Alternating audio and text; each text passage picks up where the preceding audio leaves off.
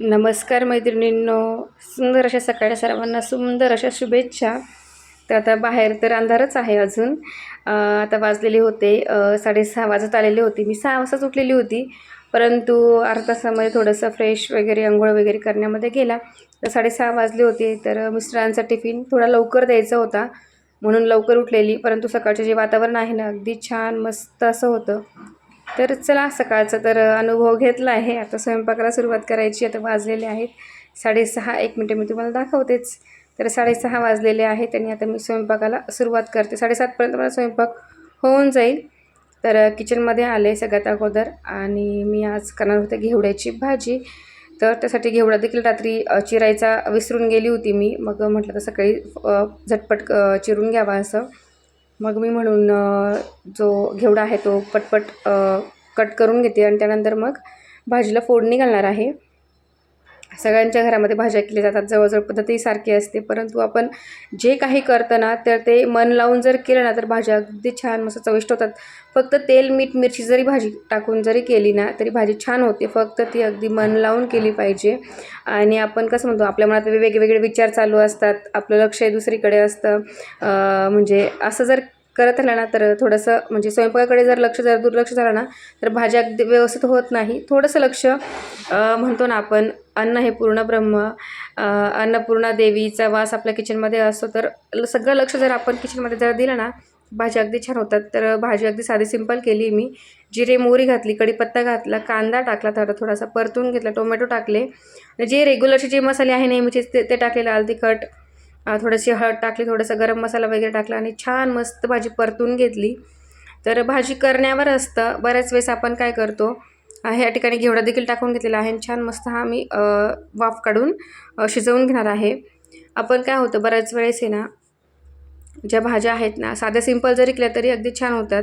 काही वेळेस आपण भाज्यांमध्ये खूप काही भरपूर मसाले वगैरे टाकून भाजी बनवतो, तर तेव्हा ती भाजी चांगली होत नाही. परंतु बऱ्याच वेळेस असं होऊन जातं की आपण साधी जरी भाजी केली, मीठ मिरची टाकून जरी केली ना भाजी, तरी ती अगदी टेस्टी होऊन जाते. तर ते कशामुळे, आपण जर अगदी मन लावून स्वयंपाक जर केला ना तर तो 100% छान होणारच, व्यवस्थित होणारच. परंतु काय असतं, बरंच टेन्शन असतात, बऱ्याचशा अशा गोष्टी असतात, वेगवेगळे विचार असतात डोक्यामध्ये. मग थोडंसं आपण डोक्यात वेगळे विचार, मग आपण फोडणी घालतो आहे. तर अशा वेळेस काय होतं, थोडंसं दुर्लक्ष झाल्यामुळे भाज्या टेस्टी होत नाही, चवदार बनत नाही. डोक्यात कितीही वेगळे वेगळे विचार असले, वेगवेगळे टेन्शन जरी असले ना, सकाळी किंवा संध्याकाळी स्वयंपाक करायच्या वेळेस डोक्यातले सगळे विचार काढून टाकायचे आणि स्वयंपाकाला लागायचं. कारण कसं असतं की आपल्याला दिवसभरात एखादी जर भाजी आवडली नाही किंवा काहीही नाही आवडलं तर आपण लगेच दुसरं करून खाऊ शकतो किंवा दुसरं करून घेऊ शकतो. परंतु मुलांचा आपण जो टिफिन देतो किंवा मिस्टरांना टिफिन देतो तर तसं त्यांचं नसतं. त्यांना दिवसभर त्यावरतीच राहावं लागतं. दिवसभर त्यांना जे डब्यात दिलेलं आहे तेच त्यांना खावं लागतं. ते चविष्ट बनव अगर ते ना बनव, जे आहे भूक लागल्यामुळे त्यांना तेच खावं लागतं. त्यामुळे थोडंसं टेन्शन बाजूला ठेवून सकाळी व्यवस्थित स्वयंपाक केला ना तर ते बरं असतं. थोडाफार किचन वगैरे साफ करून घेतला आणि सगळ्यात शेवटी थोडंसं भाजीमध्ये किचन किंग मसाला टाकला, त्यामुळे देखील भाजी अगदी छान होते. तर चला आता या ठिकाणी चपात्यांची देखील मी तयारी करून घेतलेली आहे. या ठिकाणी चपात्या करून घेते. नेहमीप्रमाणेच पीठ जे आहे ते व्यवस्थित छान मळून घेतलं. त्यानंतर जेवढ्या चपात्या करायच्या तेवढ्या मी गोळे काढून घेतले पिठाचे आणि उंडे बनवून घेतले. बऱ्याचशा व्हिडिओमध्ये दाखवलेलं आहे मी की एका वेळेस पटकन 4 उंडे केले की पटकन अशा चपात्या होऊन जातात. प्रत्येक वेळेस उंडा करत बसायचं किंवा चाळे करत बसायचे आणि मग चपाती लाटायची, मग भाजायची, त्यामध्ये टाईम जातो. त्यामुळे असं करून ठेवलं की झटपट चपात्या लाटून होतात आणि वरची भाजेपर्यंत खालची लाटून पण होते.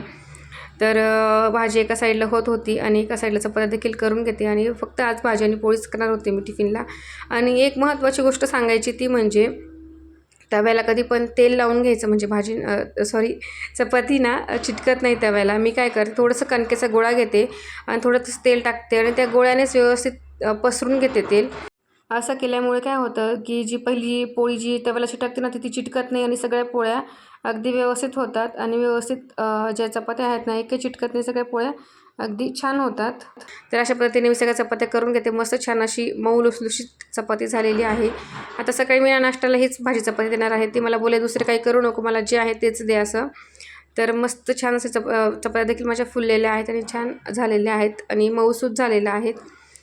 आता डबा मी लगेच भरून घेते गरम गरम आणि डबा भरून घेतल्यानंतर मग लगेच बाकीची कामं देखील आहेत. भाजी भरून घेतली एका डब्यामध्ये, चपात्या देखील भरून घेते आणि जे आपण रोज म्हणजे घरी असल्यावर ताट पूर्ण कसं भरून जेवण करतो किंवा ताट वाढतो तसं डब्यामध्ये देखील मी देते. लोणचं, पापड, चटणी किंवा जे काही आहे ते सगळं मी त्यांना डब्यामध्ये देते. छोटे छोटे डबे देखील केलेले आहेत, ते तुम्हाला पुढे दिसणारच आहे की मी त्या लहान लहान डब्यांमध्ये मी काय देते ते. तर तुम्ही आता बघितलंच असेल की मी चपात्या ज्या आहे ना त्या डब्यामध्ये कशा भरल्या आहेत ते. अशा पद्धतीने जर चारही बाजूंनी घड्या जर घातल्या ना तर पोळी जी आहे ना ती अगदी छान मस्त मऊसूत राहते. संध्याकाळपर्यंत जरी डब्बा राहिला ना तरी अगदी छान मऊ राहते, वातड होत नाही किंवा कडक होत नाही चपाती. त्यामुळे मग मी अशी घडी करते. पापड देखील भाजून ठेवलेला आहे आणि एका डब्यात लोणचं भरलेलं आहे आणि एका डब्यात मीठ देखील भरलेलं आहे. आणि आता उन्हाळा सुरू झालेला आहे तर मग मी डब्यामध्ये थोडंसं गूळ देते. त्यामुळे काय होतं, उन्हाळा बाधत नाही. थोडंसं गूळ चावून खायचं आणि त्यानंतर पाणी जर पिलं ना तर उन्हाळ्यात बाधत नाही, उन्हाळ्याचा त्रास होत नाही. आणि डबा मिठाचा देखील असतो भाजीत. एखाद्या वेळेस मीठ कमी जास्त जर पडलं तर सोबत असलेला कधी पण बरा.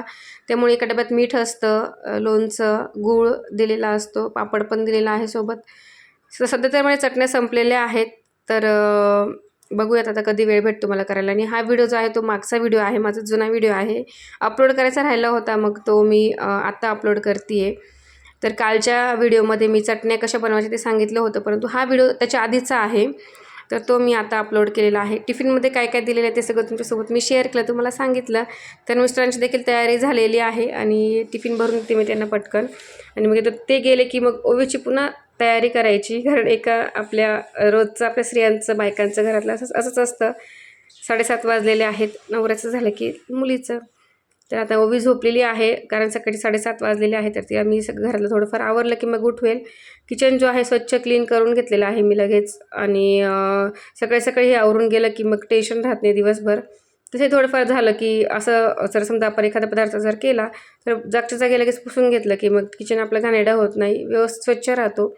लगेच भांड्यात देखील घासून धुवून घेते. बाकीचे देखील घरातली कामं आहे, परंतु म्हटलं ही किचनवरची आता सगळा जो पसारा आहे तो आवरून घेऊयात.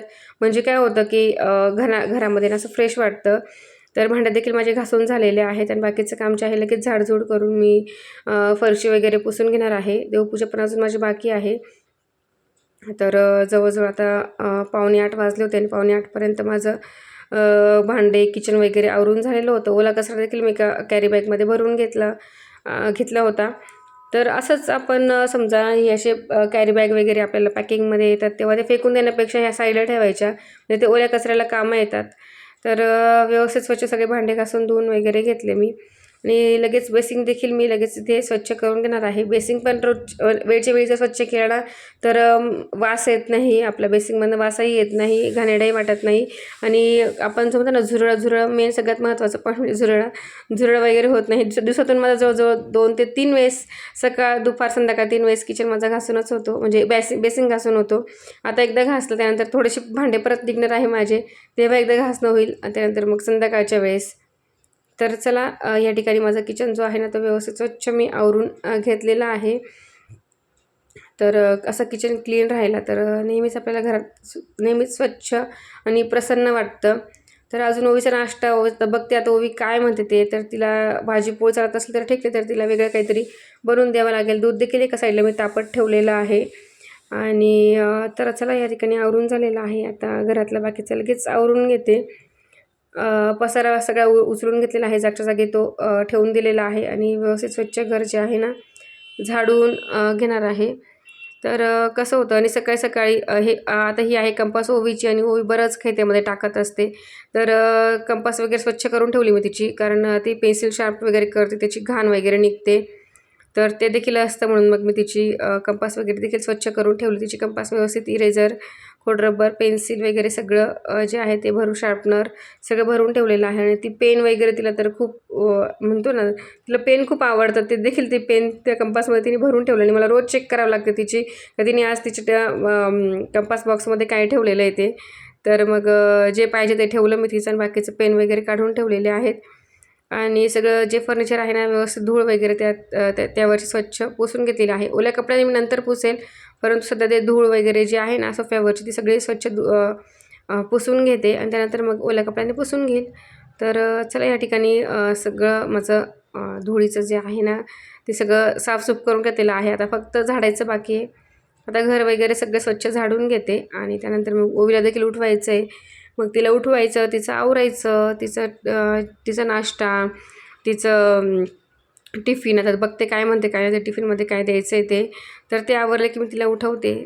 तर आता वाजलेले होते 8:30, 8:45 वाजलेले होते आणि तिला मी या ठिकाणी उठवत होती. तर ती सगळ्या मुलांचं असंच असतं की उठवलं का थोडासा कंटाळा करतात, परंतु ओवीचं कसं असतं, ओवी थोडा वेळ हे करते परंतु लगेच उठते. तर तिला जेव्हा समजलं ना व्हिडिओ शूट चालू आहे, मी फोन समोर पकडलेला आहे, तर लगेच ती हसायला हसायला लागली. तर तिला म्हटलं चल बेटा उठ, लवकर स्कूलला जायचं नाही तर लेट होऊन जाईल. तर तिचे नखरे चालू होते आणि उठल्या उठल्या टिफिनला काय देणार हा प्रश्नाचा रोजचा आहे मला, तू आज टिफिनला काय देणार आहे.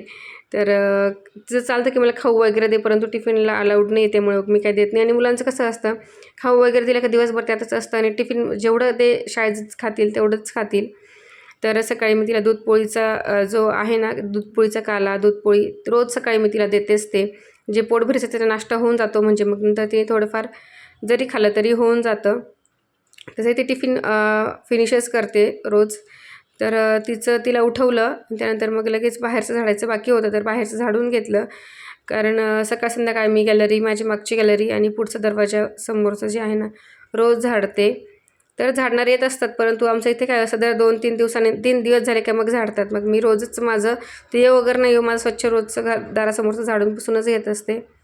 तर आता ओवीला खायचा होता ढोकळा. ते चालू होतं मग मला ढोकळा करून दे. म्हटलं चला आता पटकन झटपट रव्याचा ढोकळा करून द्यावं. तर बॅटर तयार केलं, तर ते एका साईडला कुकरमध्ये लावलेलं आहे. तर ह्या ठिकाणी बाकीची माझी फरशी देखील पुसून झाली, घर झाडून झाली, फरशी पुसून झाली, तोपर्यंत माझा जो ढोकळा आहे तो ह्या ठिकाणी तयार आहे. घरातलं बरंचसं माझं काम आवरलेलं आहे. तर आता हा ढोकळा जो आहे ना, तो छान मस्त रेडी झालेला आहे, तयार झालेला आहे. तर तो देखील मी तिला देईन आणि मला देखील नाश्त्याला होऊन जाईल हा ढोकळा. आणि ते मस्त छान फोडणी देखील घातली तिने. फोडणीमध्ये पाणी वगैरे नव्हतं घातलं, साधं अगदी छान मस्त हा ढोकळा स्पॉन्जी झालेला होता, काहीच गरज नव्हती पाणी वगैरे टाकायची. तर या ठिकाणी ओवीची देखील तयारी करून घेतली मी. छान तिच्या 2 पोनी 2 बुच्च्या घातल्या, 2 वेण्या घातल्या मी तिला आणि थोडंसं नाश्ता वगैरे तिला खाऊ घातला, पाणी वगैरे दिलं. त्याची तयारी मस्त छान झालेली आहे. आता तिला मी स्कूलला सोडवून येते आणि छान वाटतं आणि मुलं असे क्यूट वाटतात ना लहान मुलं. तर चला तिला सांगायची गरज पडत नाही, आपण गाडी कुठे वगैरे लावलेली, बेसमेंटला लावलेली की ग्राउंडला लावलेली, बरोबर खाली जाते. आणि चला या ठिकाणी मी तिला स्कूलला सोडून येते आणि स्कूलला तिला सोडून आल्यानंतर मी लगेच रांगोळी काढून घेते बाहेरच्या बाहेर. आणि रांगोळीचा माझा बाहेरच डब्बा असतो, त्यामुळे मग तिला सोडून आलं की लगेच रांगोळी काढून घेते. रांगोळी काढून झाली माझी आणि लगेच देवपूजा देखील मी करून घेतली. नमस्कार मैत्रिणींनो. तर आता सकाळपासून तुम्ही बघितलं असेल भरपूर असं काम होतं. आताच देवपूजा झालेली आहे आणि आता मस्त नाश्ता करते आणि थोडंसं अर्धा कप चहा घेते, जास्त नाही घेणार, थोडंसं अगदी किंचितचा अर्धा कप चहा घेते. आणि सकाळी तर भांडे घासून झाले एकदा तुम्ही बघितलं असेल आणि हे दुसरे भांड्यांचं निघालं आहे आता परत राहणार. तर आणि कपडे बाकी आहे, तर ते पटकन आवरून घेते. आणि किती वेळ होतं काय होतं ते तुम्हाला दाखवते. तर किती वाजले ते तुम्हाला 1 मिनिट दाखवते मी. आता 10:30 वाजलेले आहेत आणि 10:30पर्यंत माझं बरंचसं म्हणजे खूपसं काम झालेलं आहे. आता फक्त कपडे राहिलेले. 11 वाजेपर्यंत माझं आवरून जाईल. 10:30ला अजून 5 कमी, माझं घड्याळ 5 मिनटं पुढे, म्हणजे अजून 10:15 वाजून 5 मिनटं झालेले आहेत. तर 11 वाजेपर्यंत माझं सगळं आवरून होईल. आणि बघते आज ब्लाऊज पण दुपारी स्टिच करायचे आहेत, कटिंग करून ठेवलेत. आणि व्हिडिओ कसा वाटला ते कमेंटमध्ये सांगायला विसरू नका. आणि जर व्हिडिओ तुम्हाला आवडत असेल तर व्हिडिओला नक्की सबस्क्राईब करत जा. तर आता झालेले होते संध्याकाळचे 4:30 वाजलेले होते आणि दुपारच्या वेळेस मी हा ड्रेस केलेला होता. ब्लाऊज मला स्टिच करायचं होतं, शिवायचं होतं, परंतु म्हटलं ते साईडला ठेवलं आणि हा ड्रेस केला. आणि हा ड्रेस तुम्हाला दाखवते. हा जो रेड कलरचा तुम्हाला जॅकेट दिसते ना, ते ओढणीचं बनवलेलं आहे. ही ओढणी होती आणि ओढणीपासून मी हे जॅकेट बनवलं होतं. ते एका कस्टमरचं होतं, तर त्यांनी मला ही ओढणी आणून दिली होती आणि हा व्हाईट कलरचा जो कपडा आहे तो आणून दिला होता. त्यांना हे आतमध्ये कुर्ती टाईप व्हाईट कलरचं करायचं होतं ए लाईनमध्ये, त्यावरती हे जॅकेट करायचं होतं ओढणीचं. तर खूप छान सुंदर झालेलं होतं. आणि मध्ये मला अजून दोरी टाकायची होती. त्या बोलल्या की मला ह्या जे श्रक आहे त्याला स्लीव्स टाकायची, परंतु ओढणीमध्ये एवढं काही बसलं नाही, म्हणून मग मी त्याला नेट त्याने लावायला लावलं होतं. नेटच्या ज्या स्लीव्स आहेत त्या बसवायच्या होत्या. आणि हे कॉम्बिनेशन आहे ना, अगदी छान मस्त वाटत होतं. तर त्याचं काम बाकी उद्याच्या दिवसामध्ये करेल मी. आणि हा कटमध्ये मी हा व्हाईट कलरचा कुर्ता केला होता. तर चला, दिवसभरामध्ये माझी एवढी कामं झाली होती. जर व्हिडिओ आवडला असेल तरी व्हिडिओला लाईक, शेअर, सबस्क्राईब नक्की करा. मी तुमच्यासाठी असेच नवीन छान छान व्हिडिओ घेऊन येणार आहे. तर चला, या ठिकाणी बाकीचा जो पसारा आहे तो देखील आहे, तो आवरून घेते मी. तर पुन्हा भेटूया नवीन अशाच एका छानशा व्हिडिओमध्ये. तोपर्यंत काळजी घ्या. Bye bye.